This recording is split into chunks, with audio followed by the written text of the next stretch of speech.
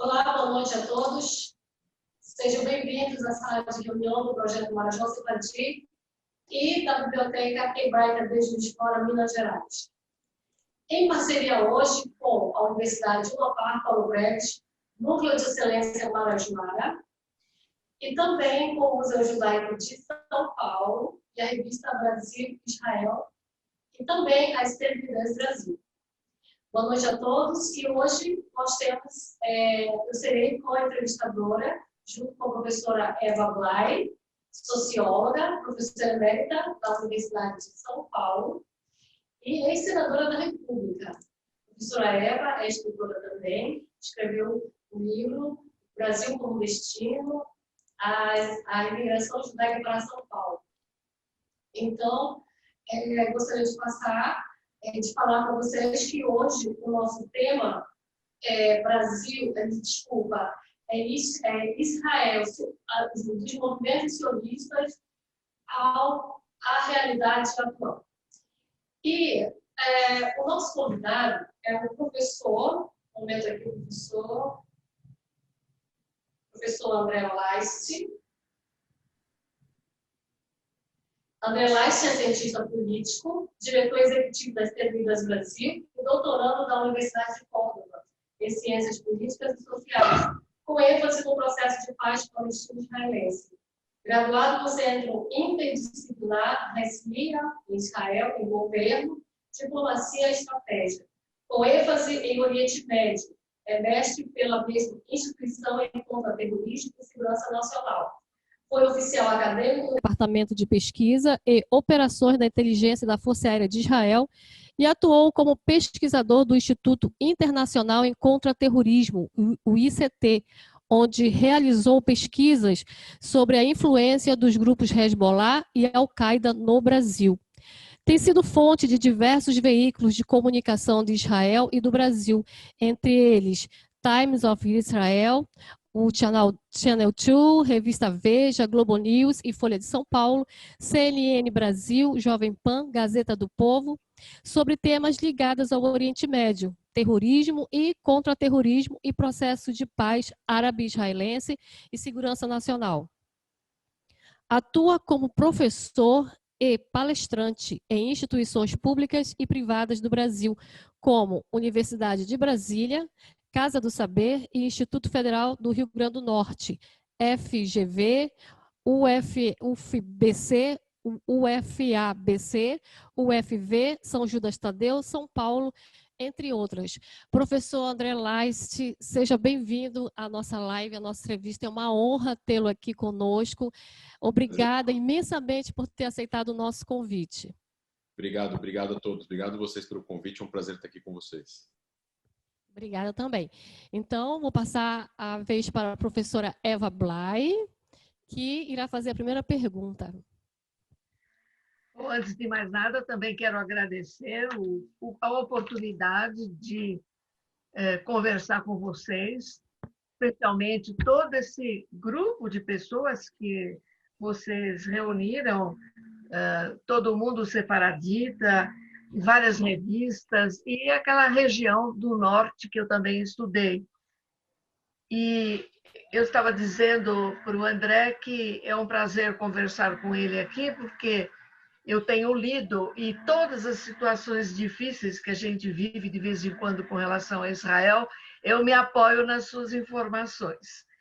Aliás, e é essa a razão da minha primeira pergunta, o que vem a ser o Stand With Us do Brasil e, afinal, como surgiu essa organização e quais são os seus objetivos? Bom, obrigado, Eva, professora, pelas palavras. Eu fico contente que a gente tem contribuído nos últimos anos com informações e com a quantidade de artigos e produções acadêmicas, não só cursos, como também artigos e dossiês que nós produzimos ao longo dos últimos anos para poder ajudar o Brasil, a sociedade brasileira, tanto a comunidade judaica como a comunidade maior, em poder fazer com que o assunto relacionado ao Oriente Médio e, em específico, Israel, seja mais bem entendido e, a partir desse conceito, também seja melhor diluído, digerido e também endossado.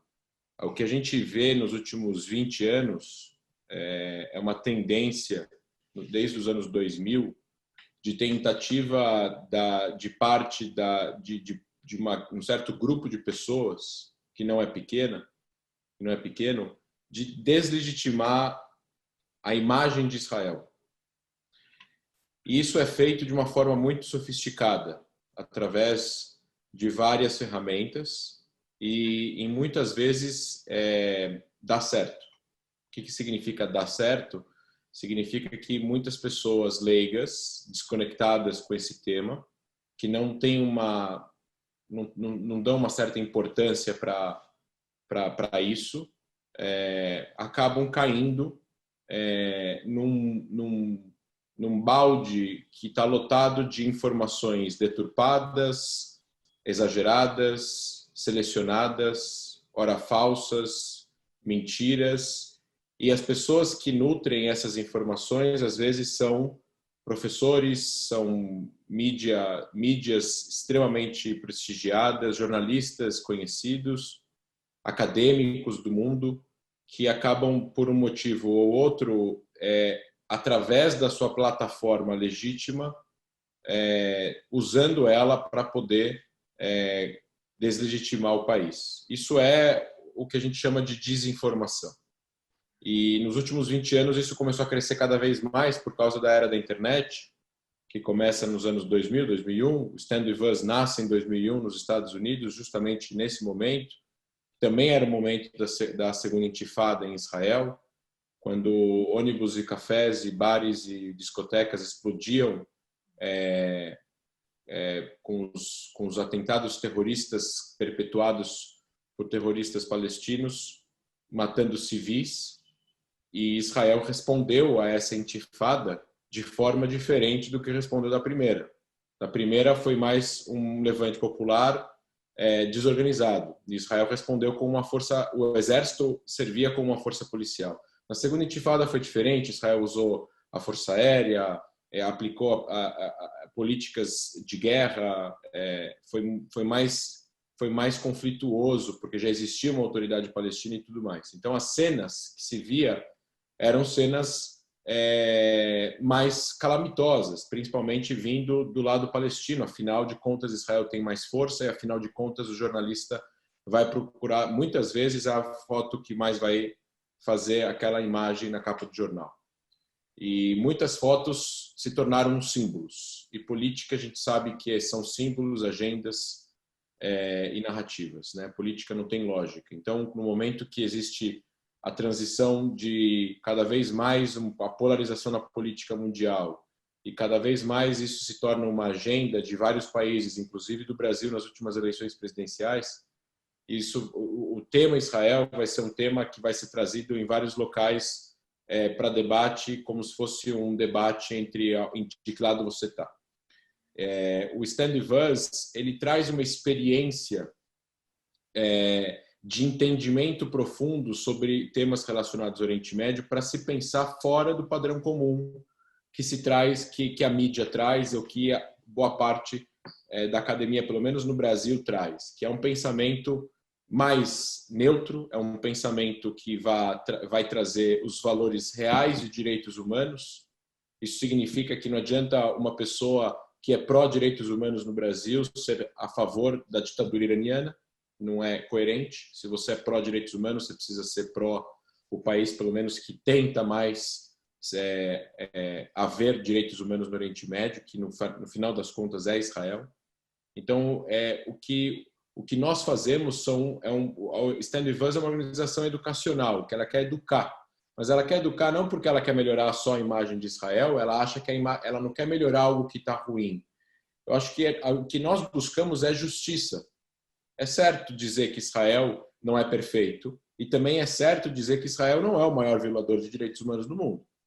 Também é certo dizer de que os palestinos não têm uma democracia na autoridade palestina e muito menos na faixa de Gaza. Também é certo dizer que na faixa de Gaza o governo é conservador, homofóbico e persegue minorias. Então é certo dizer essas coisas, e quando a gente fala sobre essas coisas, a gente quer justamente fazer com que essas pautas elas entrem, elas sejam discutidas de forma mais coerente, mais sensatas dentro da mídia e da academia no Brasil. E o que se vê muitas vezes em alguns locais aqui no Brasil é uma discussão limitada, de crenças limitantes, de padrões limitantes, que seguem um padrão específico da ideologia específica de quem está discutindo ou quem criou o evento, até mesmo dos próprios participantes. E aí você não traz informações novas, você não traz um olhar diferente, etc. e tal. E é por isso que a Stand With Us faz esse trabalho educacional, porque a gente acredita que a educação é o caminho da paz. O que significa educação, caminho da paz? Que se as pessoas forem educadas a respeito do Oriente Médio, terem mais quantidade de informações a respeito do Oriente Médio, através da coexistência, da paz e do diálogo, na qual Israel tem o direito de existir como Estado judeu-democrático, e nós não definimos, o Stand With Us ele é apolítico nesse sentido, ele é apartidário, ele não tem uma opinião específica a respeito do processo de paz, mas o Estado de Israel tem, o Estado de Israel apoia a solução de 2 estados, pelo menos é isso que é dito o tempo todo por vários sucessivos primeiros ministros. Isso significa, a questão mais importante desse trabalho é Israel tem o direito de existir como Estado judeu-democrático e tem o direito de se defender quando ele é atacado. Seja atacado pelo Hezbollah, seja atacado pelos palestinos, seja atacado pela Síria, ou seja atacado pelo Irã, ou por outros atores do Oriente Médio. Esse é o principal princípio. Depois disso, o resto são discussões mais pontuais. A nossa grande questão que nós trabalhamos no Brasil é dar ferramentas para as pessoas poderem defender o direito de Israel de existir, que é um direito primordial, é um direito básico das Nações Unidas. Israel é o único país que a sua legitimidade é questionada, que o seu direito de defesa é questionado, né? E isso faz com que judeus se sentam acuados, eventualmente, jovens judeus em universidades, pessoas que são sionistas ou são pró-Israel, no caso, qualquer pessoa, né, que é a existência de um lar nacional para o povo judeu, é sionista por definição. O próprio Joe Biden, presidente dos Estados Unidos, disse isso algumas vezes. Ele fala, eu sou um sionista. A pessoa perguntou, se você fosse judeu, você seria um excelente sionista. Ele falou, você não precisa ser judeu para ser sionista. Eu sou sionista. Ele falou essa frase há 10 anos atrás, numa conferência nos Estados Unidos. Então, isso a palavra sionismo ela é deturpada também, muitas vezes, de forma totalmente enviesada, falsa. Transformaram o sionismo em muitos setores no Brasil e no mundo em algo que não é, né? O sionismo nada mais é do que o direito à autodeterminação do povo judeu, mais nada. Não determina fronteiras, qual é a capital, qual o tamanho do país ou que tipo de governo vai ter nesse país. É claro que existe, e sionismo aí nesse caso são sionismos, né? É um conjunto de visões diferentes que divergem. Por isso que nós temos 30 partidos políticos em Israel. A maior parte deles, tirando alguns partidos, são partidos, por definição, sionistas. Então, tudo isso que levou à criação dessa organização, que é a maior organização educacional sobre Israel no mundo. Tem escritórios na Inglaterra, no Canadá, em Israel, nos Estados Unidos inteira e aqui no Brasil, além de ter atividades em outras 10 línguas pontuais, árabe, russo, francês, tem atividades na África do Sul, já teve atividades na China, no Japão, em várias outras regiões. Então, a missão principal é essa, é fazer com que as pessoas entendam mais sobre Israel. Então, o Stand With Us é um conjunto de ideias, é um think tank, né? É um tanque de ideias, é um tanque de pessoas que produzem, que dão cursos, que pensam, que criam formas diferentes, fora da caixa e dentro da caixa, para poder entregar conteúdo educacional a respeito do Oriente Médio de Israel no Brasil.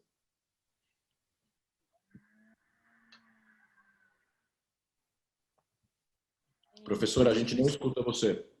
Não? Agora sim. Já. Ok. Professor, você falou em vários partidos sionistas. De alguma forma, hoje o sionismo é pluralista. Mas, no que diz respeito historicamente, ele era um movimento plural? Sim. No passado?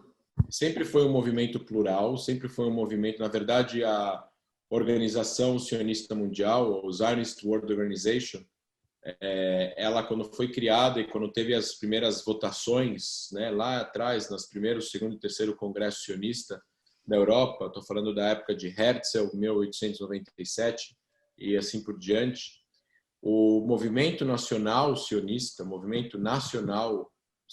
como movimento nacional, foi o primeiro movimento nacional que, desde a sua fundação, a mulher sempre foi igual ao homem, e a mulher podia votar e ser votada nesse movimento nacional. Nenhum outro movimento nacional tinha isso até então.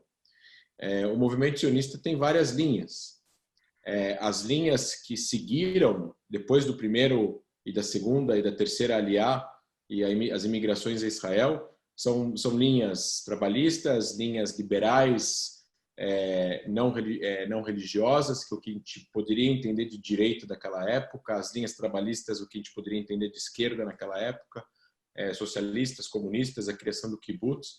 Sempre teve discussões, sempre teve antagônicos e sempre teve uma assembleia democrática para isso ser discutido. A maior parte naquela época era dominado pelas visões socialistas da esquerda daquela época, porque era a visão da maior parte dos judeus, ou de boa parte dos judeus, pelo menos, que estavam aí, né, na esfera política do começo do pré-Estado, na década de 10, de 20, de 30 do século passado. Mas o movimento sempre teve essa diversidade, e Israel sempre teve essa diversidade no pré-Estado e principalmente no pós-Estado. Eu olhei o seu Facebook e lá no perfil está escrito o sionismo é o ideal infinito. Porque, assim, algumas pessoas e colegas meus, professores, diziam o sionismo é Herzl e quando se construiu o Estado de Israel, acabou o sionismo. Então, qual era o objetivo do sionismo? Ter um lar nacional para os judeus. Uhum. Então, a partir daí, acabou o sionismo. Depois que se conseguiu construir o Estado de Israel em 1948, acabou o sentido de existir no sionismo. Quem fala isso? Isso é consenso entre os meus colegas professores de história aqui na minha cidade. Então, eu queria saber, essa frase me chamou muito a atenção no seu Facebook. É o ideal infinito. E, de alguma forma, me tocou. E eu queria saber, assim, que o senhor falasse para a gente sobre essa infinitude do sionismo. Olha, eu acho muito perigoso, curioso, até professores, isso também vale até para os seus colegas, respeitosamente, a gente pegar uma causa justa e no momento que essa causa ela é vencida, é como se a causa deixasse de existir. É como se a gente, por exemplo, falasse assim, no momento que o Brasil conquistar o direito de casamento igualitário LGBTQI, a gente não precisa mais ser ativista LGBT. Não. Você precisa continuar sendo ativista, porque você precisa continuar lutando por outros direitos e pela manutenção do que você já conquistou. É a mesma coisa que a gente falar que, e não estou comparando, que a luta contra a escravidão no Brasil, uma vez conquistada, a gente não precisa mais procurar igualdade ou de oportunidade, claro, não de resultado, entre negros e brancos no Brasil. O sionismo ele é uma resposta direta ao antissemitismo e à perseguição, além de ser uma volta ao lar nacional do povo judeu. Os judeus ficaram espalhados por 2000 anos, mas eles não são só uma religião. Antes de serem uma religião, eles são um povo. E o povo judeu tem uma história em comum, um passado em comum, um local em comum, né? Reza em comum, rezas e preceitos em comum, independentemente de quanto a pessoa segue ou não segue a religião, até mesmo por tradição. E o que eu quero dizer com isso é de que pessoas no mundo que falam, não, porque o sionismo precisava construir Israel, então não precisa ser mais sionista, e a manutenção do Estado, e a proteção do Estado, e as guerras que tiveram para tentar destruir o Estado, E a guerra da mídia hoje, de tentar deslegitimar o próprio nome do movimento, que foi inventado há 120 anos atrás. O que sim existe de diferente é de que há muito tempo atrás as pessoas que eram sionistas acreditavam que você só pode exercer o sionismo imigrando para Israel. Porque por um dado momento, Israel, como um país recém-criado, tinha dificuldades econômicas, estava numa região inóspita, perigosa, onde metade era deserto e metade era pântano, cercada de inimigos. Então é óbvio que para um judeu da França ou da Alemanha, em 1960, entre ir para Israel e ir para os Estados Unidos, economicamente até socialmente era melhor ir para os Estados Unidos. Então o sionismo era exercido dessa forma, é ir para Israel por mais que essa ida a Israel seja difícil, né? A vida no dia a dia. Hoje em dia, Israel não é mais esse país. Israel, hoje em dia, é um país rico, é um país desenvolvido, é um país onde as pessoas trabalham e ganham salários relativamente altos comparados com os países ricos da Europa. Pela média da OECD, Israel tem um sistema de saúde público excelente, um sistema educacional bom, não podemos dizer excelente, mas é bom para o ser público, é muito bom. Então, se a pessoa se esforça, ela vai poder entrar na faculdade que ela quiser, obviamente, que também é de excelência, as faculdades públicas em Israel. E o que eu quero dizer com isso é de que a pessoa que fala que o sionismo não precisa ser mais sionista porque o sionismo visava criar Israel, não, o sionismo é você ser brasileiro. É que o nome do nacionalismo do Brasil não existe. Mas todo mundo aqui é patriota, gosta do Brasil, ninguém quer a destruição do Brasil e transformar o Brasil em alguma outra coisa. Ninguém seria a favor aqui da separação de um estado, por exemplo, da separação de um dos estados da federação. Então, esse patriotismo, ele existe ainda. O Brasil já foi criado há mais de 150 anos. Então, por que as pessoas precisam continuar sendo patriotas pelo Brasil? É a mesma coisa. As pessoas precisam continuar sendo sionistas porque Israel precisa continuar existindo, Israel precisa continuar sendo construído, Israel precisa continuar se protegendo porque existem ameaças, existem desafios que precisam ser enxergados, trabalhados e resolvidos. Então, o sionismo ele é um infinito, ele é um ideal sem fim, porque ele não tem fim. O sionismo agora, daqui a 10 anos, daqui a 50 anos, daqui a 100, daqui a 200, daqui a 500 anos. Porque Israel precisa continuar a existir para sempre, como o lar nacional do povo judeu, seguro, democrático e judaico. Judaico no sentido de lar nacional do povo judeu. Obrigada, professor. Então, Professora Eva. Você está colocando muito, muito claramente uma definição, e como todas as definições, a gente pode extrapolar mais à direita, mais à esquerda, mais para cima, mais para baixo, mas eu concordo, em princípio, com essa sua definição. Agora, o que acho que essa necessidade de manter esse conceito de sionismo tem muito a ver com a perseguição que os judeus sofrem no mundo todo, não só em Israel, mas em qualquer lugar que a gente vá, inclusive aqui no Brasil. Então, o que eu estou colocando aqui primeiro é essa questão do antissemitismo. Por que nós temos que permanentemente nos defender, essa ideia defender? Por que a gente tem que sempre garantir que a gente tem o direito de ser o que a gente é? E além disso, eu não sei até que ponto esse antissemitismo tem a ver com a questão religiosa. Tudo que eu já estudei da história do Brasil, não tenho a menor dúvida que a Igreja Católica foi carrasca para os judeus. Quer dizer, desde a Inquisição e depois toda a história, a ideia de que os judeus têm rabo e têm chifre e são o diabo. Quer dizer, isso foi ensinado. Está na igreja, você vai em qualquer igreja, você encontra a figura da sinagoga com as tábuas da lei quebrada, ou você vê, bom, enfim, existem várias formas de manter esse antissemitismo. Eu estudei muito isso. O meu livro último, que é sobre o Brasil como destino, ele acabou sendo construído, a pesquisa, justamente para entender a razão desse antissemitismo, por que ele permanece. E, enfim, eu quero que você caminhe agora trazendo essa questão do sionismo e do antissemitismo para a gente poder trabalhar um pouco melhor essa questão.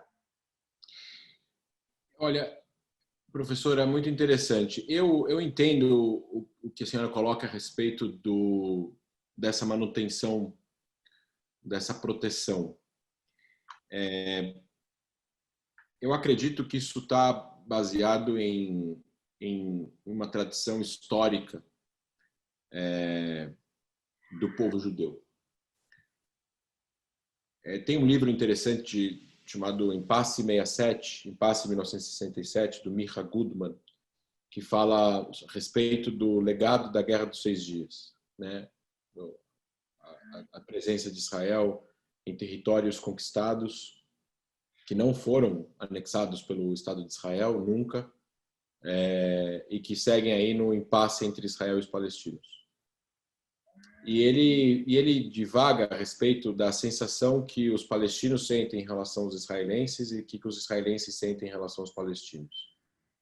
E eu poderia também trazer isso para os judeus do mundo.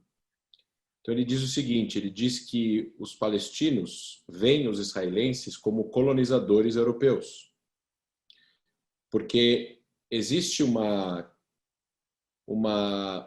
primeiro que muitos judeus são europeus, porque são judeus que chegaram na região na década de 10, de 20, de 30, eles eram europeus, mas eles não eram colonizadores e exploradores que queriam colonizar, eles estavam fugindo do antissemitismo europeu.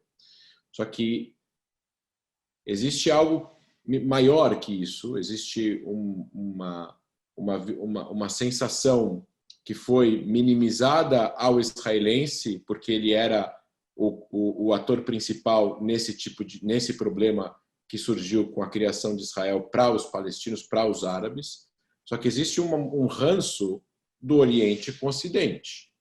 Depois do fim da Idade Média, com a revolução da prensa, e o mundo árabe rejeitando a nova tecnologia da prensa, a Europa sai da Idade Média, onde enquanto que o Oriente Médio florescia com vários desenvolvimentos especiais, enquanto a Europa se matava em guerras medievais.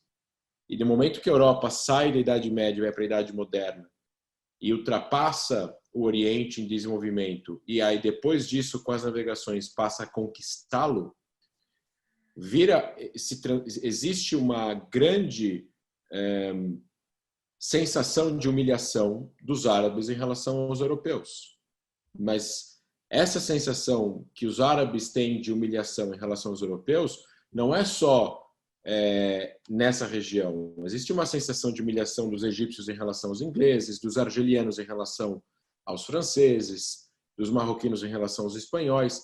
Existe toda uma questão da Europa no Oriente Médio que, depois da saída desses poderes colonizadores e da era pós-colonialista que o mundo passa, o que eles enxergam, os palestinos ou os árabes da região, eles são os europeus na nossa região. Enquanto que a história mostra que os judeus que chegaram lá não chegaram amando dos ingleses, ou amando dos franceses, ou amando de ninguém, e sim fugindo de antissemitismo que existia em todos esses países, inclusive na Inglaterra, inclusive na França, no caso Dreyfus, e por aí vai. E essa é a sensação é essa que eles se sentem humilhados pelos israelenses, eles se sentem que eles são piores que os israelenses dominam a região de uma certa forma, existem checkpoints do exército, apesar de serem em menor número, apesar de Israel trabalhar muito o sistema educacional do exército para que haja um contato mais amistoso no dia a dia, no fim das contas é isso que eles veem. E do lado de Israel, os judeus israelenses sabem e conhecem a história judaica, dos seus pais, dos seus avós, ora sefaraditas, que fugiram de países árabes por causa do antissemitismo, e existia antissemitismo, ora aqui, ora acolá, em vários países árabes e muçulmanos, durante mais de 7, 8 séculos, do Marrocos ao Iraque, com tempos de paz e tempos de prosperidade. Em alguns locais, em alguns ambientes, os judeus prosperavam, como em Alepo, na Síria, mas não quer dizer que os judeus tinham alguma participação política ou eram amados pela população. Existia uma relação amistosa entre os judeus e a Pérsia. Tanto que os judeus iranianos ainda têm lá a maior comunidade no Oriente Médio, é lá, são 10 mil pessoas, mas chegou a ter 300 mil. E hora da Europa, que aconteceu o que aconteceu com o Holocausto depois. Então, os judeus sabem que existe antissemitismo. E eles sabem que esse antissemitismo ele é cíclico. Porque existiu antissemitismo há 2.000 anos atrás, há 1.000 anos atrás, há 500 anos atrás com a Inquisição, há 300 anos atrás, há 200 anos atrás, há 100 anos atrás, há 50 e agora. Então, se existe antissemitismo, o judeu, na hora que ele vê o palestino com raiva do israelense, ele sente medo. E ele faz coisas para se proteger. O palestino se sente humilhado e faz coisas para tentar atacá-lo. E isso vai desde a Guerra de 48. Então, os judeus se protegem, os árabes atacaram os judeus, estou falando árabes, estou falando dos países árabes, depois vira as intifadas, a Israel, para se proteger, constrói um muro, coloca um checkpoint, coloca um drone, coloca uma câmera, coloca uma catraca, para tentar se proteger, porque ele tem medo. E ele tem medo porque ele acredita que muitas dessas pessoas são antissemitas. Isso, além de tudo, é embasado em pesquisa da ADL, da Anti-Defamation League, dos Estados Unidos, que chegou na conclusão de que o lugar mais antissemita do mundo é a faixa de Gaza. 97% da população tem visões antissemitas. 97%. Então, se a gente traz isso para o Brasil, eu acho que a gente precisa combater o antissemitismo com educação e, obviamente, e de forma jurídica, quando precisar. Mas a gente não pode ter a utopia de que o antissemitismo vai desaparecer. Eu, pelo menos, penso assim. Eu não acho que o antissemitismo vai desaparecer, da mesma forma que eu não acho que o racismo contra negros ou a homofobia vai desaparecer. O que sim vai acontecer vai virar cada vez mais politicamente incorreto. O que cada vez mais vai acontecer é que cada vez mais pessoas vão saber mais a respeito desse assunto. E eu acho que depois de 200, 300, 400 anos, isso pode chegar a mudar. Da mesma forma que ninguém hoje em dia cogita escravidão, apesar de que alguns lugares do mundo ainda assim cogitam escravidão. Ou não cogitam escravidão, mas são racistas em relação à comunidade negra. Eu acho que o que está sendo feito com os judeus, muitos têm visões antissemitas, clássicas. Você mesma falou em relação à Igreja Católica, a gente tem os lúteros e tem outras facções cristãs que poderia dizer que teve uma base muito forte de antissemitismo no passado. Existe um antissemitismo muito forte em algumas vertentes do Islã, de forma religiosa, estou dizendo. Existe um antissemitismo muito forte dentro da extrema-direita e existe um antissemitismo muito forte dentro da extrema-esquerda e dentro da esquerda que não é extremista também, por ignorância ou às vezes até mesmo por antissemitismo, que é o que nós experienciamos em relação a Israel. Por ser antissemita, não ser politicamente correto e ser um preconceito com minorias, muitas pessoas são antissemitas simplesmente por dizerem não tenho nada contra os judeus, mas Israel é um estado terrorista e não tem o direito de existir. Isso quer dizer o quê? Que os judeus podem existir em outros lugares, mas eles não podem ter o seu país.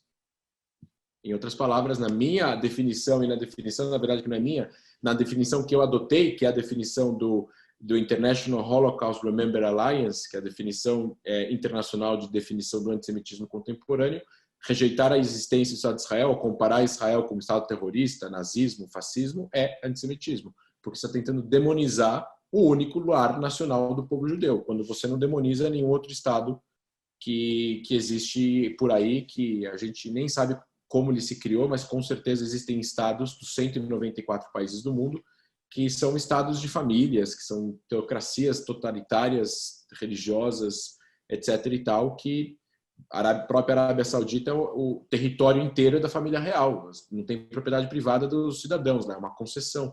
Ou seja, a gente vê esse double standard, esse dois pesos, duas medidas, e a gente chega na conclusão, não é possível que só Israel não pode existir.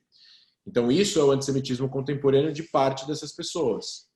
E isso é uma perseguição, porque quando se fala mal de Israel num jornal, numa universidade, quando questionam que nós, judeus, não podemos exercer o nosso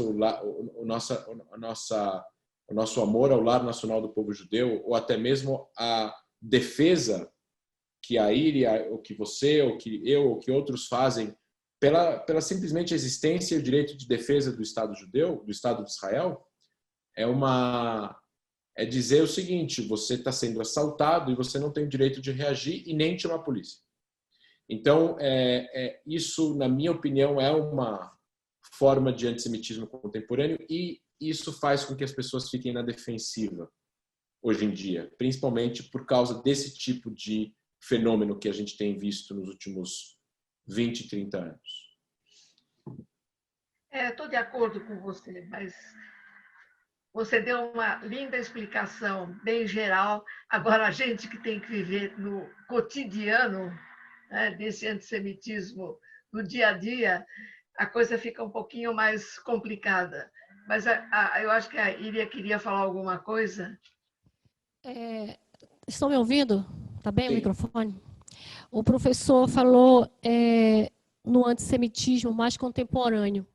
Isso me fez pensar aqui que na nossa região da Amazônia, historicamente, né, ela, pelos meus dados, todos o que eu já li, o antissemitismo encontrado aqui no norte é muito chamado o antissemitismo mais religioso. Então, quando eu dou uma aula de história e falo os judeus, eles são perseguidos na Segunda Guerra Mundial, foram perseguidos por questões de inferioridade de raça, né? Porque tinha a exaltação dos nazistas da raça ariana. Então, os alunos ficam passados, chocados até. Como assim? Mas, quando eu falo assim, os judeus, eles não acreditam em Cristo, eles, mas então merecia morrer, né? Aqueles adolescentes sempre falam isso. Então, quer dizer, para eles, a religião, ela é passível disso, de você discriminar os judeus. Né? Então, era só uma observação que eu queria fazer. Claro. Eva? Então, eu acho que então a gente, a partir dessa questão do antissemitismo, nós podemos já passar para essa questão toda, porque você me deu aí uma geopolítica de grande dissidência com relação aos países que estão em volta de Israel. E agora o quadro está mudando. Eu vi que hoje, ainda hoje, foi feito um acordo com Dubai, um acordo comercial eu vi na imprensa, um acordo comercial e político. Então, agora eu acho que o quadro está mudando, não é? Por razões econômicas, por razões políticas. Israel está se abrindo, está criando articulações econômicas e políticas com os países árabes. Eu acho que isso vai mudar completamente a geopolítica e vai mudar, possivelmente, essas relações, inclusive educacionais. Porque, certamente, que se você começa a fazer negociação com um determinado país, os alunos virão para cá e vão para lá. Né? Hoje você vai falar árabe, você vai falar chinês, e eu acho que, então, a tendência vai ser de uma articulação melhor e, talvez, de uma vida menos violenta e mais pacífica com relação àquele pedacinho de Israel, que cada vez que eu olho no mapa, Israel é um pingo com relação a toda esses países que estão em volta e que são muito ricos, né? Nunca se fala na riqueza desses países, mas eles são extraordinariamente ricos. Então, eu queria que você agora trouxesse essa questão já para um novo momento, porque eu acho que Israel vai viver um outro momento e talvez o antissemitismo se reduza. Esse novo momento é que, na verdade, o conflito árabe-israelense está chegando ao fim, ou se não já chegou ao fim, na prática, não tem mais guerras entre países árabes e Israel. Israel tem problemas hoje em dia com facções, que são consideradas facções terroristas não só por Israel, mas por boa parte do mundo árabe também.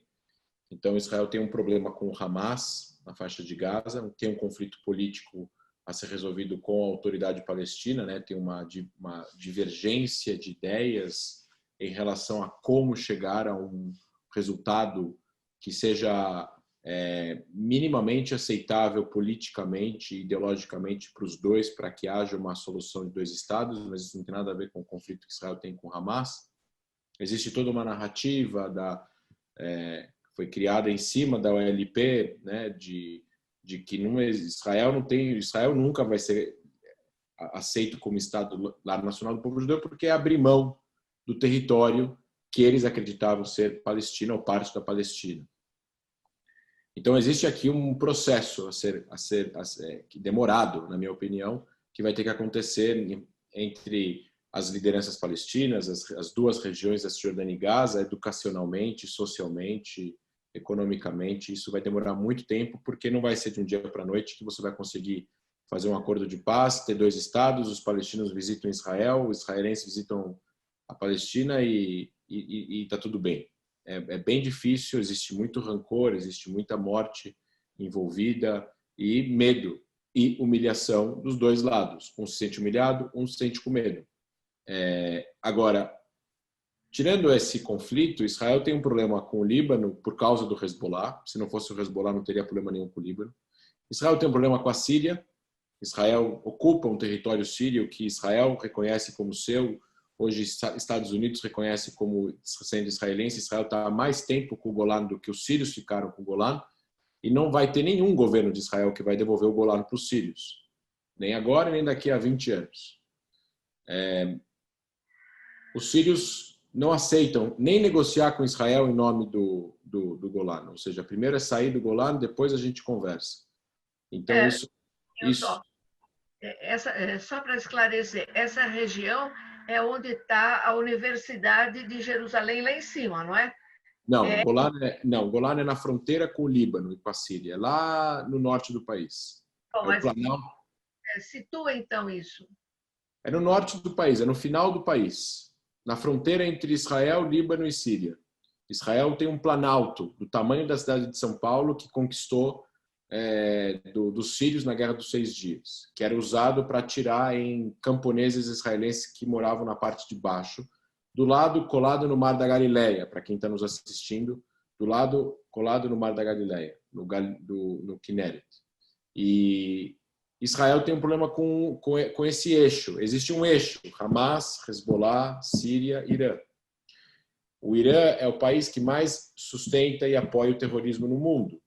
Grupos, a revolução, as guardas revolucionárias, grupos terroristas no Iraque, grupos terroristas no Iêmen, grupos terroristas no Paquistão, grupos terroristas em outros lugares. E esse eixo que vai do Irã para o Iraque, do Iraque para a Síria, da Síria para o Líbano, e do Líbano para o Mediterrâneo. Então, você tem um canal geopolítico que é muito interessante estrategicamente para o Irã. Então, você tem hoje em dia uma divisão de dois grupos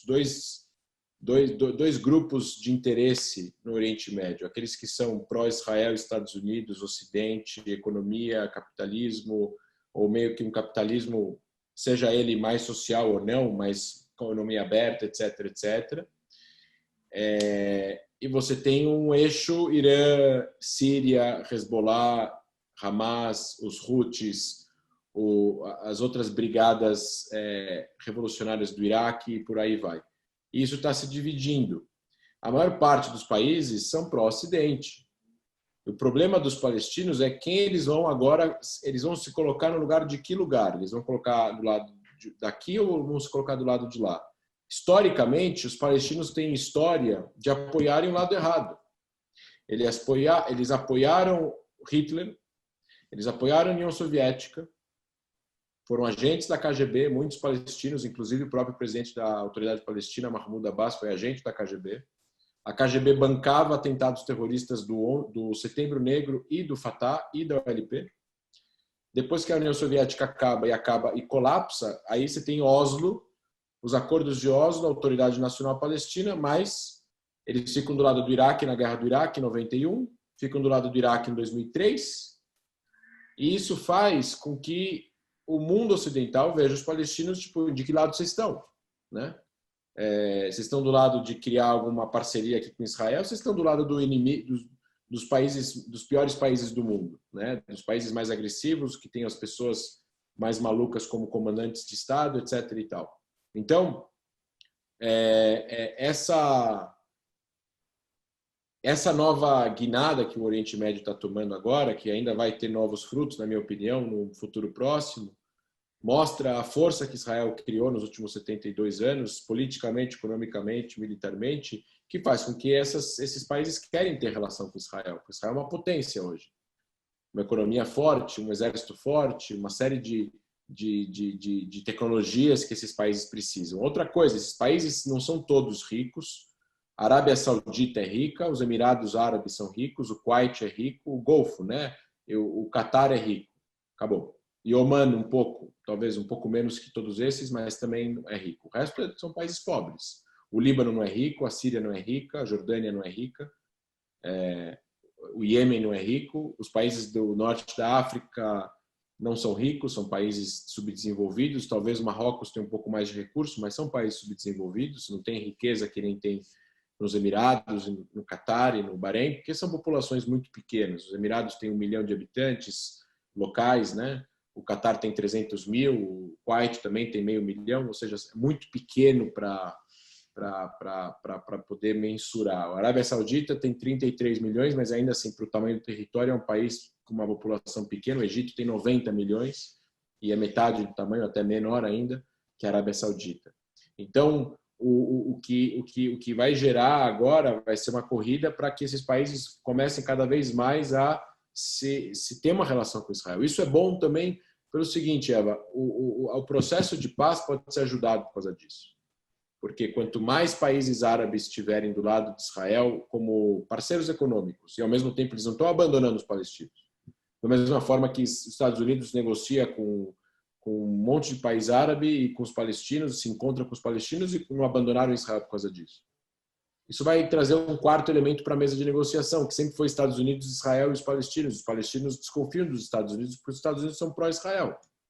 Então, no momento que você traz os árabes juntos, os árabes tendo relação com Israel, não é que eles não têm, eles têm, e tendo relação com Israel, eles podem também ajudar os palestinos. Eles podem ter conversa com os dois, porque eles também vão ter relação econômica com Israel, eles também vão ter interesse em Israel, Israel vai ter interesse neles, e vai ser mais fácil politicamente para poder trazer esse quarto elemento à mesa. Ele vai ajudar a trazer resultados melhores. Então, esse novo cenário ele é positivo para todo mundo, na minha opinião. Mas quem ficou triste depois que os Emirados Árabes... Na verdade, os Emirados Árabes fizeram um acordo em setembro com Israel. Ele foi assinado na Casa Branca. Agora, o que aconteceu ontem, foi a abertura do consulado geral em Dubai e a embaixada em Abu Dhabi. E isso é mais um passo normal para a normalização das relações. Isso tudo vai ajudar a economia de ambos os países, e os palestinos não gostaram, né, que os Emirados Árabes e depois o Kuwait, depois o Sudão e depois o Marrocos fizeram acordos com Israel, chamaram eles de traidores. Mas são os palestinos, o Irã, o Hamas e o Hezbollah falando mal. O resto, todo mundo está batendo palma. Professor, Diga. Eu vou ler os comentários aqui no chat, tudo bem? Aqui a Revista Brasil diz: parabéns, André, pelo seu excelente trabalho de Hasbará. Adriana Russi, que bacana esse encontro. Parabéns. Uma correção. Eu não faço Hasbará. Porque asbará é explicação em hebraico, e eu não estou explicando, eu estou ensinando.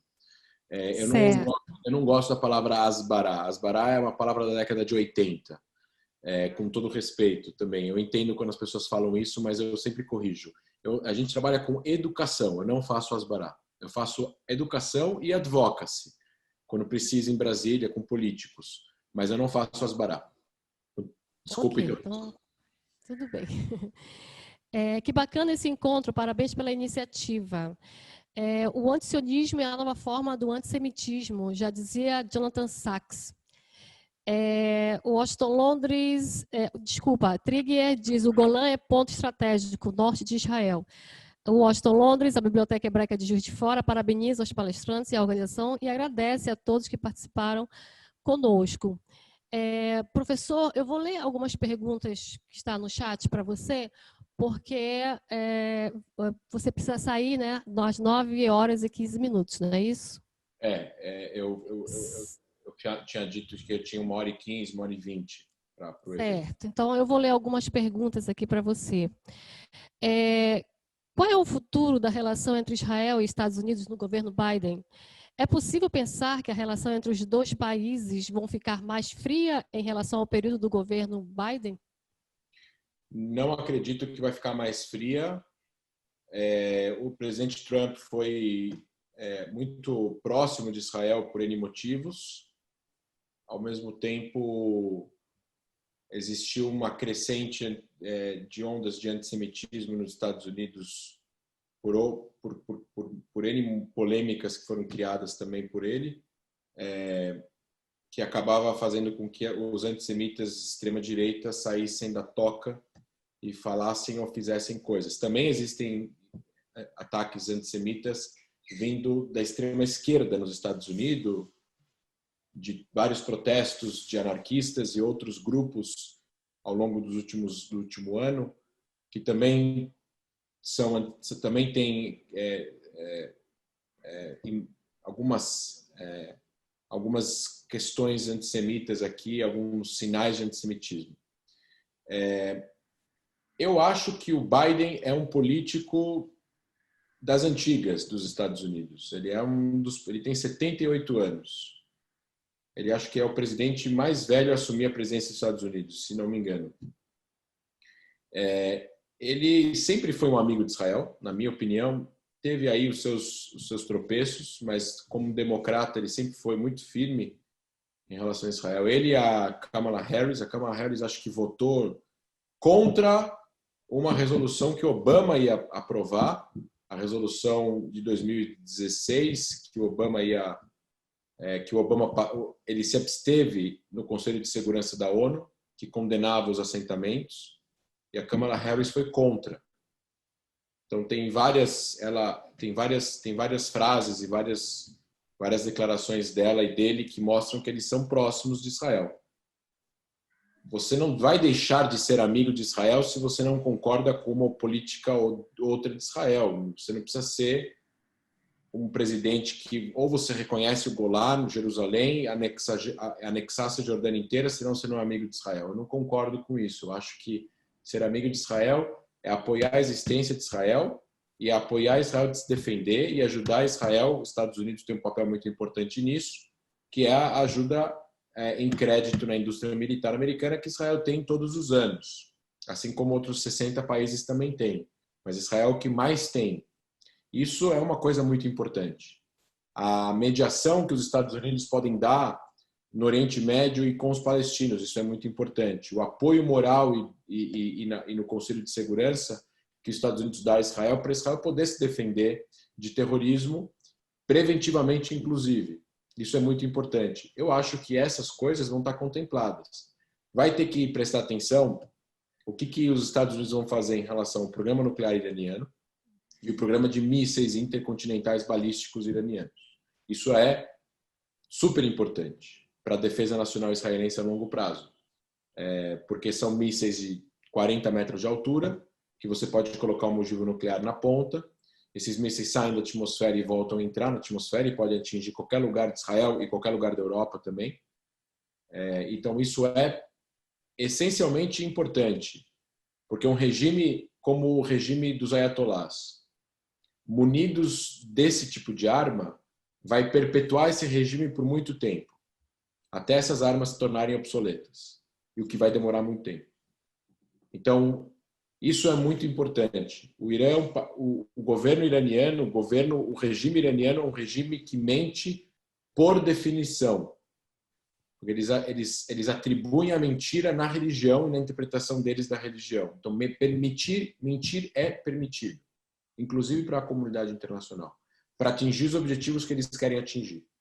Assim como a Coreia do Norte também mentiu, com o Clinton, na década de 90. Então, eu acho muito importante que isso é um dos principais temas que vai definir a relação. Se os Estados Unidos forem com muita sede a fazer um acordo só para reverter a decisão do Trump, por ego, por exemplo, ou por política, Israel vai acabar batendo de frente com os Estados Unidos, como aconteceu no governo Obama. Bateu de frente, mas não bateu de frente em público. Mas o Netanyahu, na época, visitou os Estados Unidos, não foi à Casa Branca, foi ao Congresso e deu um discurso no Congresso contra o acordo que os Estados Unidos estavam assinando junto com os outros países lá e das grandes potências, com o Irã. Então, isso foi um tapa na cara. Os jornalistas usam esse jargão, foi uma facada nas costas do Netanyahu no Obama. Então, o Obama não convidou ele para se encontrar com ele. Então, o primeiro-ministro de Israel foi aos Estados Unidos e se encontrou com o presidente. Isso não existe. E a relação é muito forte entre os dois, mas muito forte entre Estados Unidos e Israel. Em todos os setores imagináveis que vocês podem imaginar. Então, eu acho que para os Estados Unidos também vai ser muito importante. Os Estados Unidos sempre vão medir as consequências disso, dos seus atos, principalmente em relação ao Irã, por causa dos israelenses. E Israel vai agir por conta própria, se precisar agir por conta própria, porque já agiu por conta própria no passado. Tem uma pergunta aqui. Quais livros o professor indica para quem quer aprender mais sobre o conflito entre israelenses e palestinos? Tem vários. Eu sugeriria, para entender sobre o conflito, eu leria Um Estado, Dois Estados, do Benny Morris. Depois a equipe de Stanley Vance pode mandar para vocês.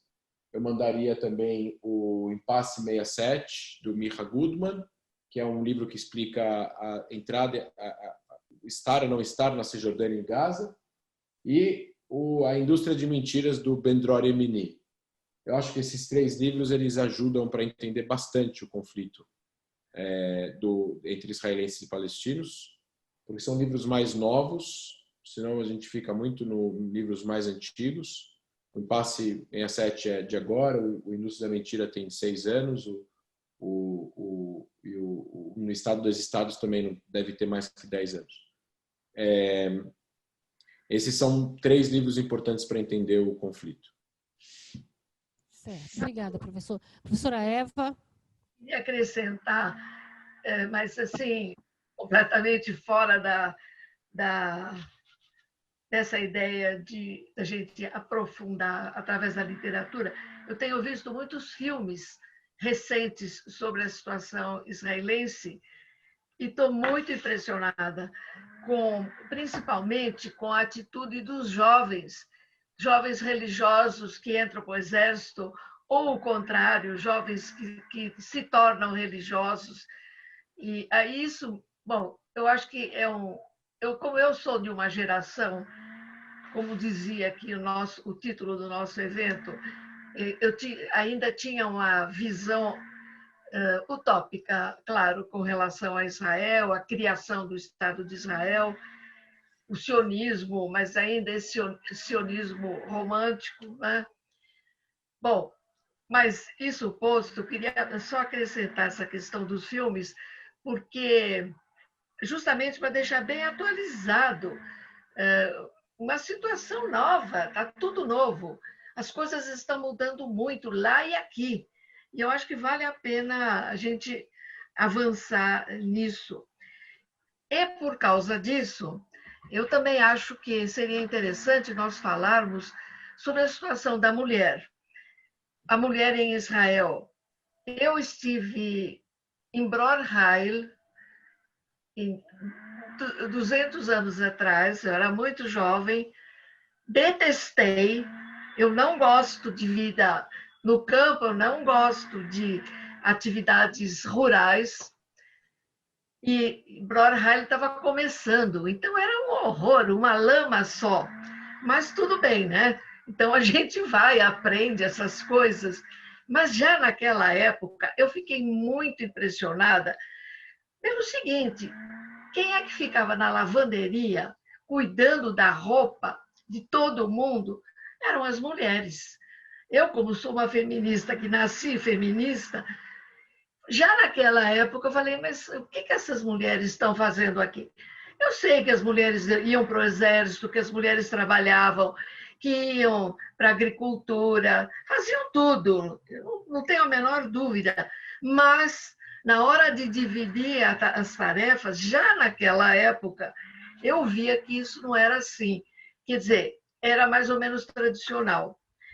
E depois, muitos anos depois, eu fui para Israel, a convite, e aí eu vi uma coisa muito linda, que eu trouxe aqui para o Brasil, que era um grupo de mulheres, eu não me lembro o nome, mas elas atendiam mulheres que eram violadas, ou sexualmente, ou agressivamente, inclusive mulheres árabes. Então, tinha um local, que era uma casa-refúgio, mas muito bem feita, porque era aquela casa, tinha advogadas, vinha uma advogada e depois, tinha lugar para as crianças e passava algum tempo, elas eram obrigadas a arranjar uma atividade, um trabalho. E era tudo muito cuidado, porque os homens perseguiam, né? Inclusive, havia naquela época uma mulher árabe que eles tiveram que mandar para o Canadá, porque ali a família dela queria matar. Não era só o marido, era a sogra também. Bom, enfim, mas eu estou contando tudo isso porque eu queria saber, queria que você me desse essa nova visão, porque agora eu vejo que há uma grande resistência desse grupo muito religioso. Então, o grupo ultra-religioso não quer tomar vacina. Num país democrático, trabalhar essa questão é incrível. As mulheres, pelo que eu vejo, estão atuando em todas as áreas. Eu não sei como é que está hoje essa questão da violência, mas eu imagino que não deve ter desaparecido, porque no mundo inteiro não desapareceu. Mas, de qualquer modo, eu queria que, se você puder, você trazer mais informações sobre essa questão, porque isso aqui no Brasil é um tema muito sensível. Com certeza. Olha, o que eu posso dizer a respeito... É claro que eu não tenho todos os dados aqui comigo agora. Então, eu vou agora dizer o que eu sei, depois eu vou dizer o que eu acho. O que eu sei é o seguinte, a mulher sempre teve aí um status igual ao homem, de acordo com a lei, desde a fundação do país. Israel teve uma primeira-ministra mulher em 1969 a 74, a Golda Meir. Quando ela foi eleita em 69, em vários países, inclusive na Suíça, a mulher não tinha nem direito a voto. A Suíça foi só permitir a mulher ter direito a voto em 76 ou 77. Então, a mulher sempre teve um papel de destaque. Só que como Israel é um conjunto de grupos, tanto de judeus como de não judeus, e dentro dos judeus existem várias linhas laicas, religiosas, mais conservadores e mais liberais, dentro dessas linhas existem as suas regras. Dentro da linha ultra-ortodoxa, eles vivem numa bolha. Eles vivem numa bolha não só lá, eles vivem numa bolha também nos Estados Unidos, aqui no Brasil. As linhas ultra-ortodoxas, elas têm um sistema completo, educacional, às vezes até médico, jurídico. quando tem um problema dentro de Mea Shearim, em Jerusalém, ou em Bnei Brak, perto de Tel Aviv, onde moram as comunidades ultra-ortodoxas, estou dizendo 2 exemplos, tem mais lugares do que isso, eles não procuram um sistema jurídico normal, eles procuram um sistema jurídico rabínico. Tem uma divergência em algum negócio, algum acordo comercial, ou até mesmo a separação, né, de um casal ou casamento, eles resolvem isso entre eles. Quando acontece um crime, eles podem tentar acobertar para que a polícia não descubra, e a polícia, obviamente, se descobrir, vai investigar e aí vai para o sistema jurídico normal do país. Então, dentro desses grupos, entre os religiosos ortodoxos, que é um grupo de 6% da população, 6, 7%, vai dar aí os seus 800, 900 mil pessoas, é bastante.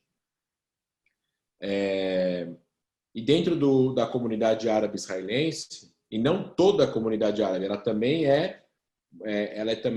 ela não é monolítica também. Ela tem aí comunidades árabes muçulmanas mais abertas, mais fechadas. Você tem os cristãos, tem os drusos. Só que, por definição, essas comunidades são mais conservadoras. Por definição. Eles estão em um lugar diferente, às vezes no interior do continente, né, no interior do país, não estão na Tel Aviv, que é a vanguarda, que é a arte, que é a parada LGBT, que é o cinema, que é a música. Eles estão num lugar um pouco diferente. Então, é normal ter esse conservadorismo mais latente. Então, o que você falou a respeito de assassinato, por exemplo, existe no Oriente Médio, em geral, crime de honra. Então, a mulher sofre assassinato de crime de honra constantemente em vários países.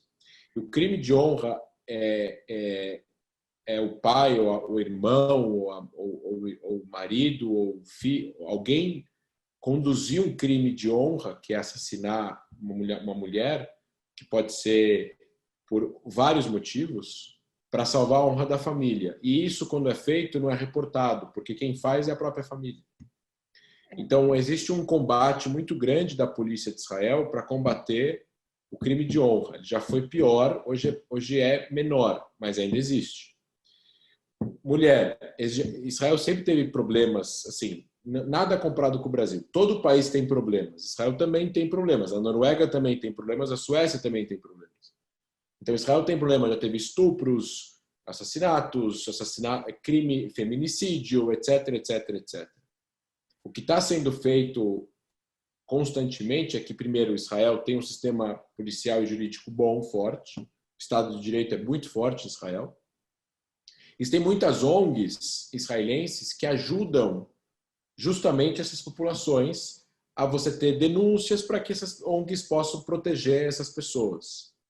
Então, agora, em relação, por exemplo, à oportunidade, a gente vê que a mulher está cada vez mais presente nos vários setores dentro da sociedade. Então, em relação a deputadas, ministras, chefes de empresas, chefes de ministérios. Recentemente, no ano passado, final do ano passado, a Mastercard, a empresa Mastercard, fez uma pesquisa de onde é o melhor lugar do mundo para a mulher como empreendedora, onde tem o melhor tipo de ambiente em relação a preconceito, a tudo. Israel foi ranqueado o primeiro lugar do mundo para a mulher empreendedora. Então, o ranking de Israel nessa questão da mulher tem vários títulos, em primeiro, segundo, terceiro lugar. Eu acredito agora, isso que eu disse agora é o que eu sabia, agora é o que eu acho. O que eu acho é que Israel tem ainda um problema, mas ele é menor a cada ano e não pior a cada ano, na minha opinião.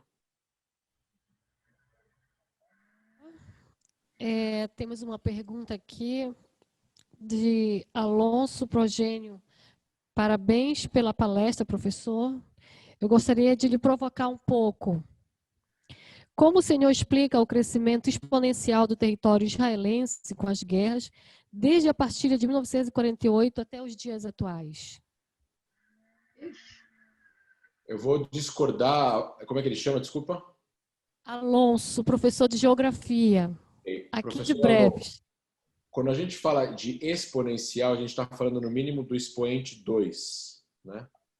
O expoente 2 multiplica. Então, o 2 elevado a 2 é 4. É como se Israel tivesse dobrado o território. E Israel não dobrou o território, professor. Não em quilômetros quadrados e não em metros quadrados.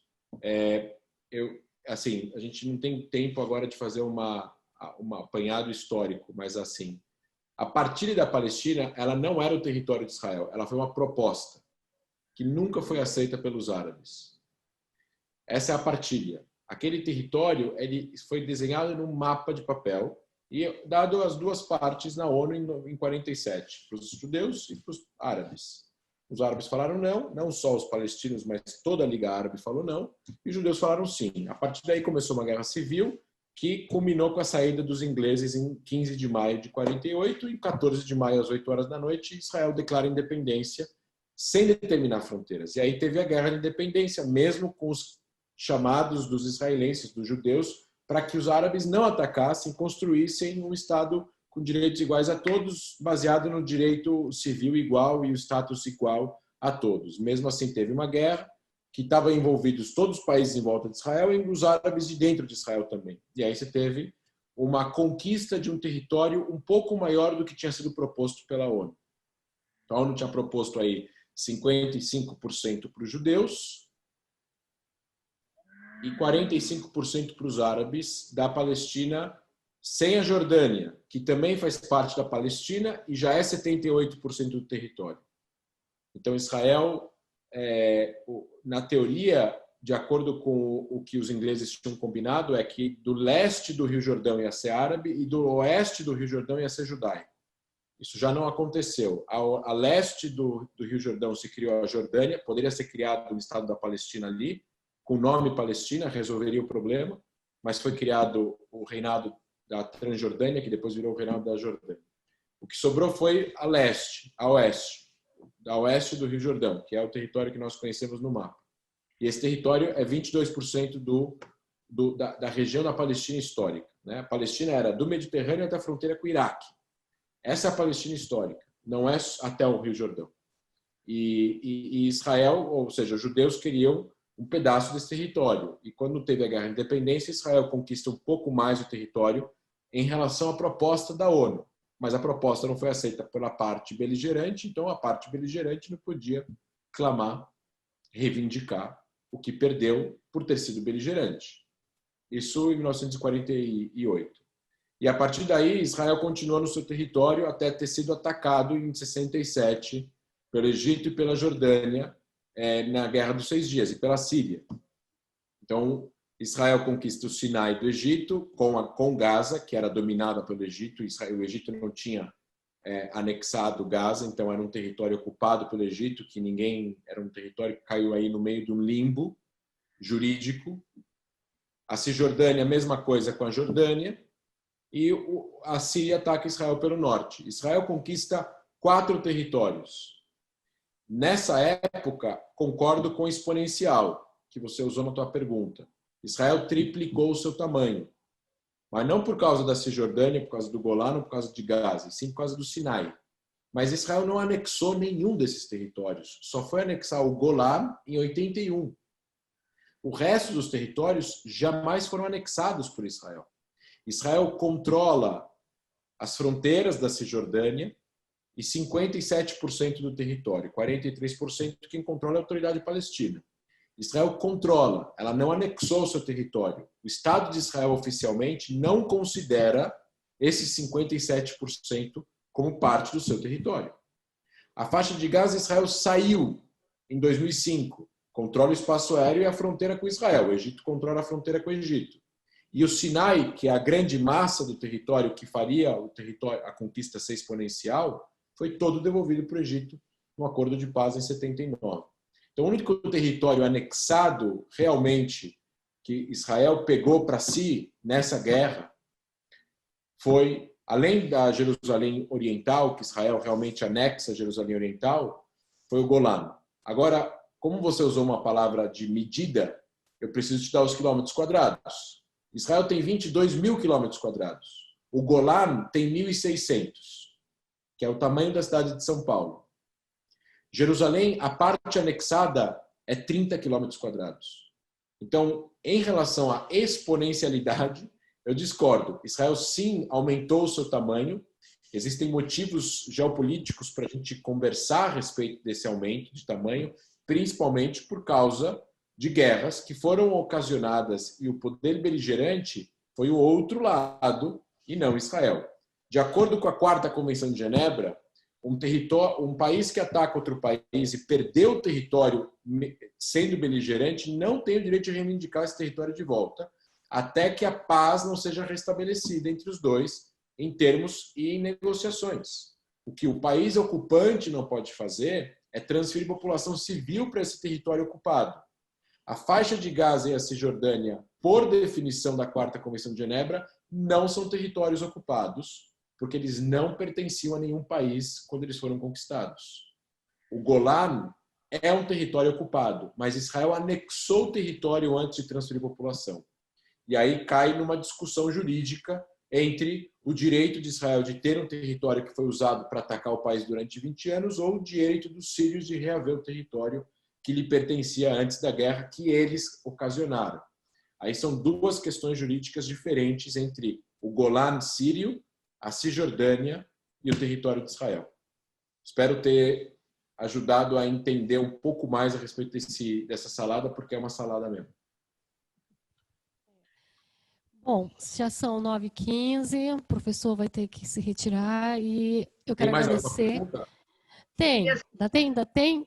A professora Eva quer fazer uma pergunta? Vou fazer a última pergunta, então. Eu só queria contar, dentro deste quadro que você deu, uma coisa que marcou muito a minha vida pessoal, mas tem a ver com Israel e com a minha situação de brasileira. Então, eu fui essa é a primeira vez que eu estive em Israel e eu queria ver o muro, só que aquela região era dominada pela Jordânia, então não podia chegar perto do muro. E eu dizia, mas como? Eu sou brasileira, não tenho nada que ver com essa briga de vocês. Eu tenho aqui meu passaporte, deixa eu passar. Não, não pode passar. Então, para ver o muro, nós subimos, era um grupo, né? Nós subimos no telhado de uma casa para a gente poder ver o muro do outro lado. Bom, é muito emocionante isso, mas isso mostra o espírito brasileiro, a noção que você tem de ser judia e brasileira. E como eu me senti, e nós todos daquele grupo, como a gente se sentiu marginalizado, jogado, desrespeitado. Como? Como você não deixa um jovem de 18, 20 anos simplesmente chegar perto de um muro? Mas depois eu tive o prazer de voltar e chegar perto e botar minha mãozinha no muro. Não, mas sabe, esse lado é muito importante para a gente poder mostrar. Não são simplesmente cadernetas, não é um passaporte, é muito mais do que isso. É uma identidade muito complexa essa que nós temos. Com certeza. Com certeza, professor. Professor André, eu quero agradecer demais a sua presença. Foi uma aula, é um prazer imenso lhe ouvir e não tenho como agradecer, na verdade, a sua aceitação no nosso Covid, com o projeto Marajó Sefadi e a Biblioteca Hebraica de Juiz de Fora. Eu quero também fazer uma última observação. Essa live, ela foi em homenagem aos sionistas aqui da Amazônia, o Major Eliezer Levi e Davi Pérez. O Major Eliezer Levi fundou o jornal Cor Israel em 1918 e o Davi Pérez escreveu uma coluna durante muito tempo. Então foram dois sionistas amazônicos que fizeram história aqui entre nós e que eu sou fascinada por eles, pela história deles, pelo empenho deles em propagar o sionismo pelos rincões da Amazônia, por comunidades ribeirinhas, né? Então, aquele judeu que morava na beira do rio sabia o que estava acontecendo, por exemplo, no Oriente Médio, em relação à Declaração Balfour, aos primeiros kibbutzim, graças a esses dois sionistas amazônidas. Que legal. Então, eu quero agradecer e honrar a memória deles aqui nesse momento. Tá? Muito obrigada. Obrigada, professora. Obrigada aos nossos colaboradores, a Stand With Us Brasil, a Biblioteca Hebraica, o Museu Judaico de São Paulo, a Universidade Unopar, Núcleo de Excelência Marajoara, Paulo Breves, e a Revista Brasil. Então, muito obrigada, boa noite a todos. Foi uma honra, professor, mais uma vez. Obrigada. Honra para mim também. Obrigado, professora Eva, professora Iria. Obrigado à equipe do Stand With Us. E até uma próxima. Estou à disposição. Obrigada. Muito prazer. Prazer é meu. Obrigada a todos que estavam aqui na sala também, a todos os ouvintes, as pessoas que estavam assistindo. Obrigada a todos vocês de coração. Boa noite. Boa noite, boa noite. Boa noite.